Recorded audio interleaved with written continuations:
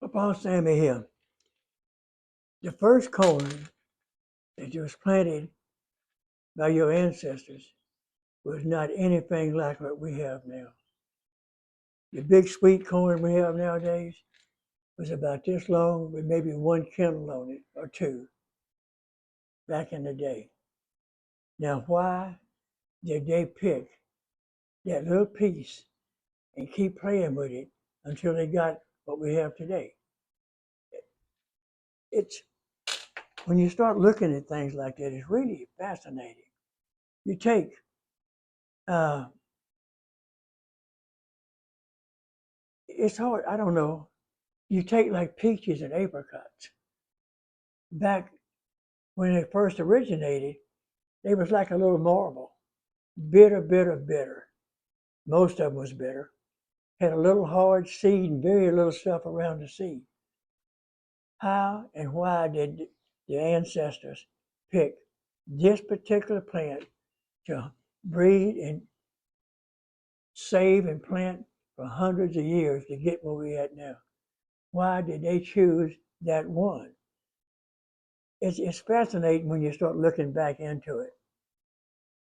Uh, Now, the only one that I've got a halfway idea, and this is my idea, really, is the watermelon. Now, watermelons originated in the desert in Asia, according to, you know, people that study this stuff. It was small, it was bitter, but it had liquid in it. And when you're out in the middle of that desert, people, it doesn't matter how it tastes. It's what you get to survive. So they started, I'm thinking that's the only reason that they started breeding the watermelon to get it to where it's at now. It became from survival to enjoyment. Now, that's the way I look at it. Tomatoes, that's another one. How in the world did they pick that little bitty bitter fruit and produce it to where it's at now? And what's amazing about it, think about this. They had no catalogs, they had no YouTube, they had no internet, no phone numbers.